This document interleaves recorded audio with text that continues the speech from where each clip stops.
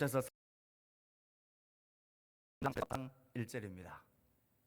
우리 한 절씩 교독합니다. 오늘은 우리 아내들아 하면 아내들이 읽으시고, 남편들아 있는 것은 남편들이 읽으시고, 그 다음 20절은 자녀들이 읽으시고, 그 다음에 21절은 아비들이 읽으시기 바랍니다. 그리고 24절, 25절, 24장 1절까지는 같이 읽도록 하겠습니다. 먼저 아내들 읽습니다. 시작. 아내들아 남편에게 복종하라. 이는 주 안에서 마땅하니라. 남편들아 시작. 남편들아 아내를 사랑하며 괴롭게 하지 말라. 자녀들아 시작. 자녀들아 모든 일에 부모에게 순종하라. 이는 주 안에서 기쁘게 하는 것이니라. 모든 아비들에게 시작. 아비들아 너희 자녀를 노엽게 하지 말지니 낙심할까 함이라. 다 같이. 종들아 무슨 일에 육신의 상전들에게 순종하되 사람을 기쁘게 하는 자와 같이 눈가림만 하지 말고 오직 주를 두려워하여 성실한 마음으로 하라. 무슨 일을 하든지 마음을 다하여 주께 하듯 하고 사람에게 하듯 하지 말라. 이는 기업의 상을 주께 받을 줄 아나니 너희는 주 그리스도를 섬기느니라. 불의를 행하는 자는 불의의 보응을 받으리니 주는 사람을 외모로 취하심이 없느니라. 상전들아 의와 공평을 종들에게 베풀지니 너희에게도 하늘의 상전이 계심을 알지어다. 아멘. 오늘은 우리가 두 달에 한 번씩은 우리 청소년 아이들이 우리 2부 예배 때 같이 예배를 드립니다. 그래서 이 주일은 우리 청소년을 담당하는 전사님께서 말씀해 주시겠습니다.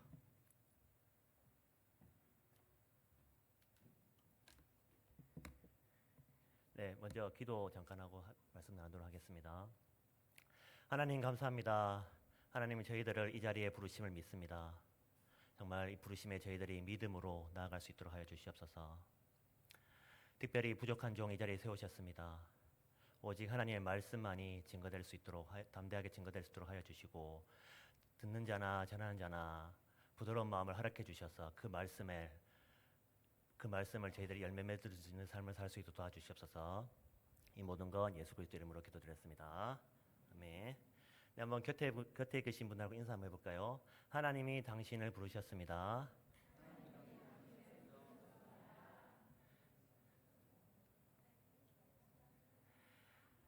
네, 우리는 살아가면서 학창 시절이나 학교를 졸업하고 나서 많은 시험을 칩니다.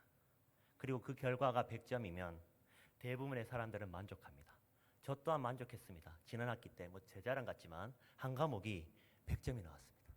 네, 그래서 너무나 기뻤고, 그래서 100점의 결과를 받고 나는 망쳐서 하는 사람은 없을 것입니다.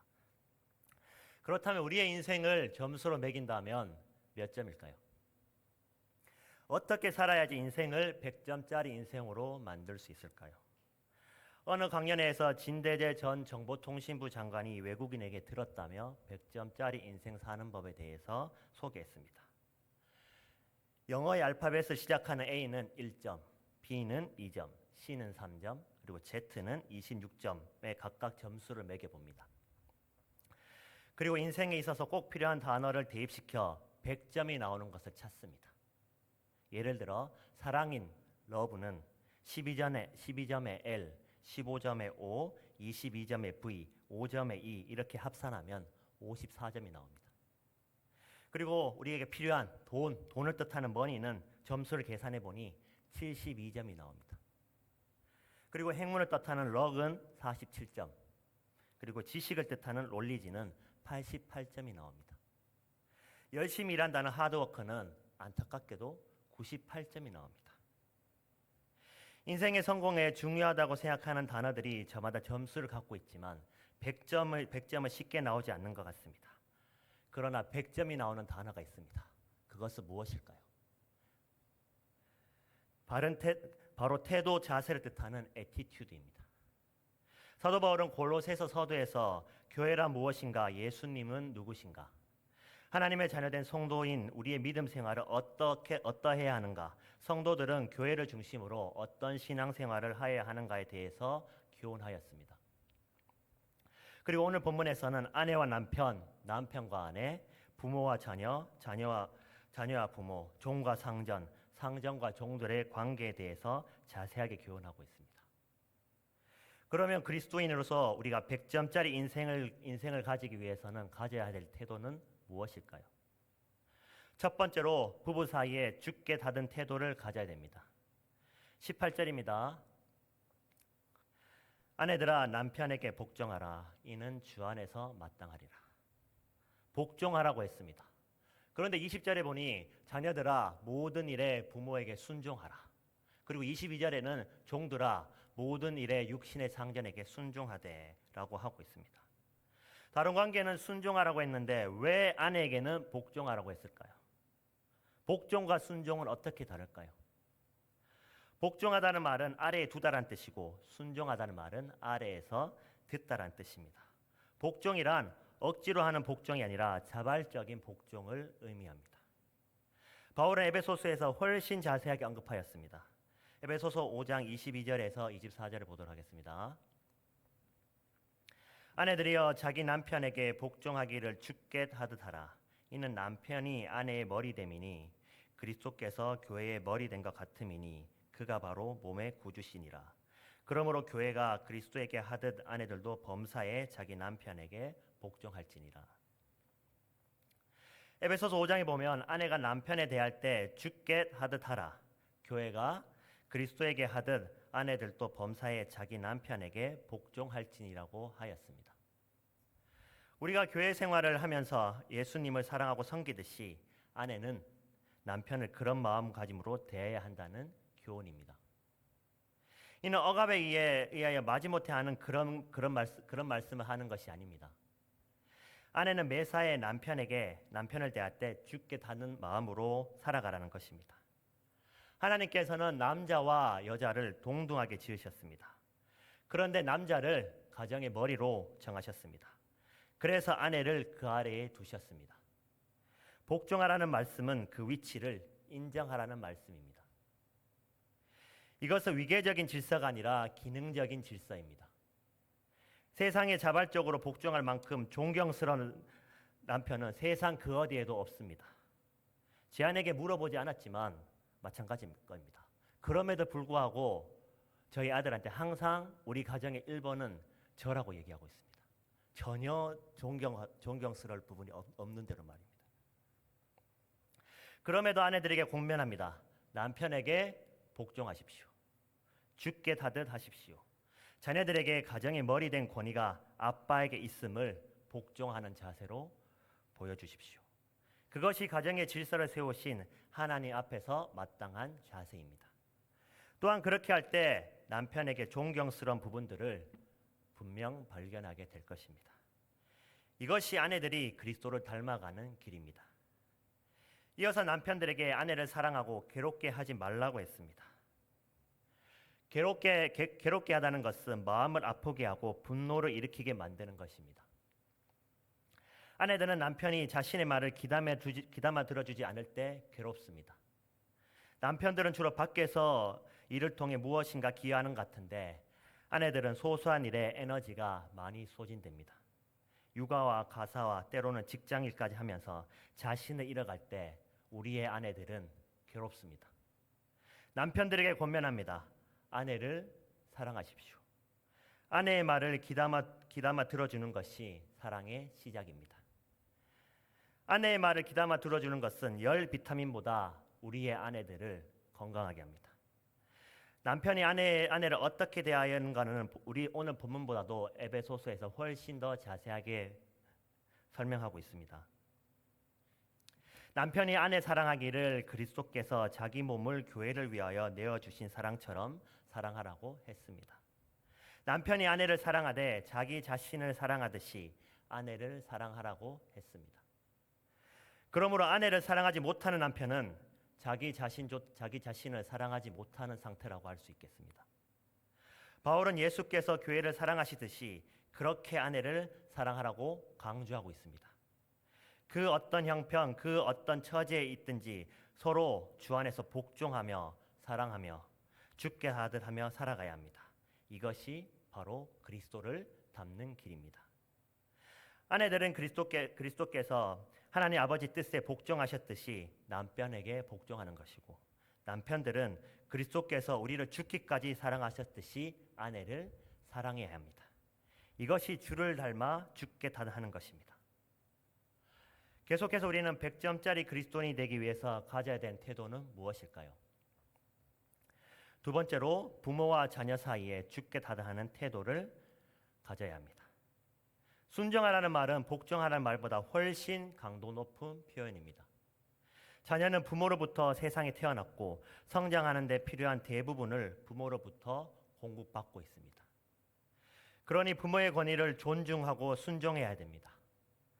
그런데 생명도 성장하는데 필요한 모든 것도 사실 부모를 통해 하나님이 주셨음을 알아야 합니다.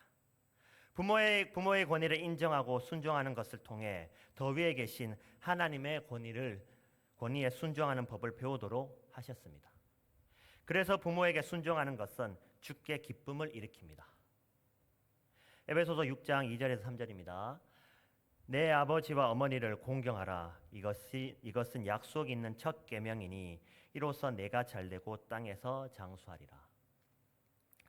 10계명의 다른 계명들은 하라 하지 말라는 명령만 있지만 그 명령을 지켰을 때 주어지는 약속은 존재하지 않습니다.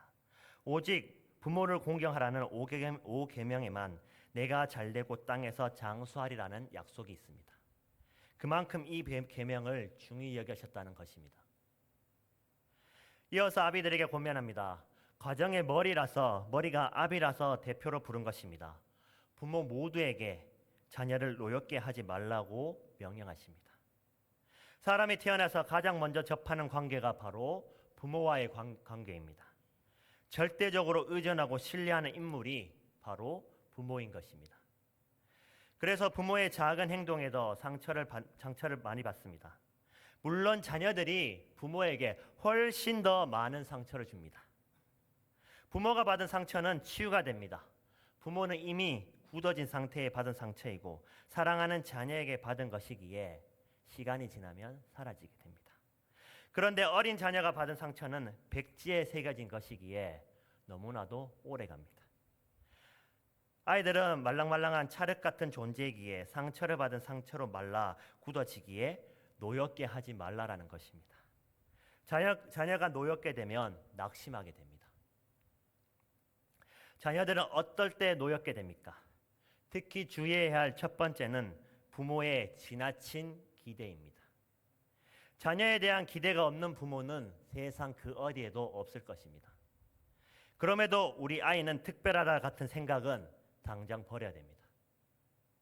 우리 아이는 일반적이고 보통이다, 그것으로 충분하다라는 생각을 우리는 해야 됩니다. 정말 특별한 아이는 그런 생각을 하지 않아도 다 드러나게 되어 있습니다. 절대 부모의 꿈을 자녀를 통해 이루려 해서는 안 됩니다. 자녀를 결과로만 평가해서도 안 됩니다. 다양한 관점으로 자녀를 바라보고 우선적으로 우리의 자녀들을 종교 생활하는 종교인이 아니라 하나님의 자녀로 자라는 것에 우리는 우선적으로 가치를 두어야 됩니다. 자녀는 부모의 것이라는 생각을 버려야 됩니다. 자녀는 하나님의 것입니다. 자녀는 하나님께서 이 땅을 살아갈 동안 우리에게 위탁해 주신 것입니다.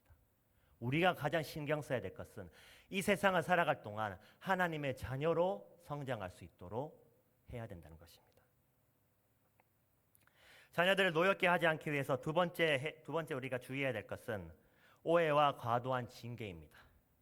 부모의 관점으로 자녀의 행동을 자신의 관점에서 자신의 경험에 의존해서 해석하기에 부모들은 자녀의 행동을 오해합니다. 오해로 인한 징계는 자녀들을 억울하고 노엽게 될 수 있습니다. 좀 속으면 어떻습니까? 좀 늦으면 어떻습니까? 자녀의 말을 믿어주는 자세가 필요합니다. 속도가 중요한 게 아닙니다. 하나님의 자녀로서 올바른 방향으로 걸어가고 있다면 그것으로 충분합니다. 만약에 우리가 부모들이 징계하는 부분들이 잘못된 징계면 어떡하시겠습니까? 잘못된 길이면 천천히 가면 막다른 골목이 있으며 돌아가면 됩니다. 빨리 가면 되돌아갈 수 없습니다. 정말 속도라도 우리 자녀가 그런 시기가 올 때까지 기다려주는 자세가 필요합니다. 우리 자녀들이 실패할까 봐 걱정되시잖아요. 실패가 꼭 필요합니다. 실패를 통해서 경험하잖아요. 실패를 통해서 성장할 수 있는 것입니다. 성공하기 바라지만 세상에 성공하기 바라는 게 아니라 우리 자녀들이 하나님의 자녀로 올바르게 살아갈 수 있도록 우리는 그렇게 양육해야 될 것입니다. 그리고 주의해야 될 세 번째 단계는 지나친 기대와 반대로 무관심한 태도입니다.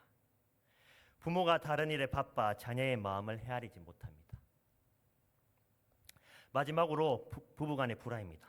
부부가 다투고 서로의 험담을 자녀들에게 하는 것은 자녀들을 노엽게 하는 것입니다.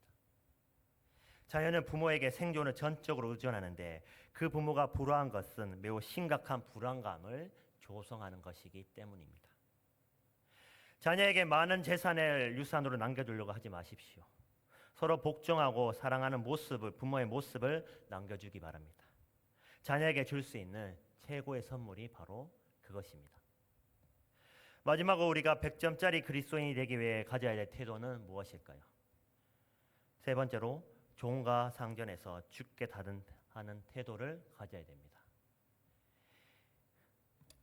본문 22절에서 24절입니다. 종들아 모든 일에 육신의 상전들에게 순종하되 사람을 기쁘게 하는 자와 같이 눈가림만 하지 말고 오직 주를 두려워하여 성실한 마음으로 하라. 무슨 일을 하든지 마음을 다하여 주께 다듯하고 사람에게 하듯 하지 말라. 이는 기업의 상을 주께 받은 줄 아나니 너희는 주 그리스도를 섬기느니라. 아멘. 지금은 종이 없습니다. 오늘 이 말씀은 직장에서 적용된 원리입니다. 사람들은 너무 열심히 일하지 말라고 합니다. 누가 알아주냐고 합니다. 받은 만큼만 일을 해라고 합니다. 그러나 성경은 말씀합니다. 눈가림만 하지 말고 성실한 마음으로 주께 다들 하라고 말씀하고 있습니다. 주인의식을 가지고 주인의 마음으로 일하라는 말입니다. 이 권면을 종에게 했습니다. 종은 아무리 일해도 자기 소득이 생기지 않습니다. 종에게 이런 말씀을 했다면 오늘 우리의 일터에서 우리는 어떻게 살아야 될까요? 23절에서 무슨 일을 하든지라고 했고 24절에서는 기업의 상을 주께 받은 줄 안다고 했습니다. 무슨 일을 하든지 주님과 관계 있는 일은 없습니다.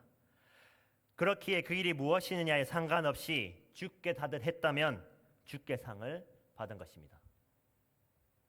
모든 일이 주님의 일이며 주께 한 섬김에는 때로는 땅에서 그 보상을 받지 못한다 할지라도 하늘의 상이 있다라는 것입니다. 또한 상전들에게 명하였습니다. 4장 1절입니다. 상전들아 의와 공평을 종들에게 베풀지니 너희에게도 하늘에 상전이 계심을 알지어다. 종이라고 불의와 공평으로 대하지 말라고 했습니다.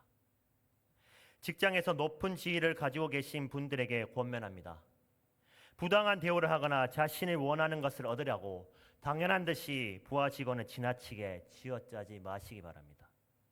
부하 직원이니까 내 밑에 사람이니까 당연히 그렇게 해야 되는 일은 세상 그 어디에도 존재하지 않습니다.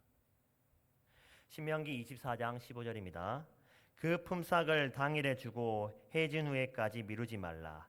이는 그가 가난함으로 그 품삯을 간절히 바람이라. 그가 너를 여호와께 호소하지 않게 하라. 그렇지 않으면 그것이 내게 죄가 될 것임이니라. 아멘. 모든 사람의 상전이 하늘에 계십니다. 그렇기에 누군가에게 부당하게 행하는 것은 그 사람의 상전이신 하나님께 죄를 짓는 것입니다. 하나님께서 손보시겠다는 것입니다. 말씀을 정리하겠습니다. 100점짜리 그리스도인이 되기 위해서 부부 사이에 그리고 부모와 자녀, 자녀와 부모, 종과 상전, 상전과 종 사이에 주께 다듯하는 태도를 가져야 한다고 말씀했습니다. 사랑하는 성도 여러분, 여러분은 몇 점짜리 그리스도이신가요? 혹시 주일에만 그리고 교회에서만 주께 다다는 태도를 가지고 있지 않으신가요?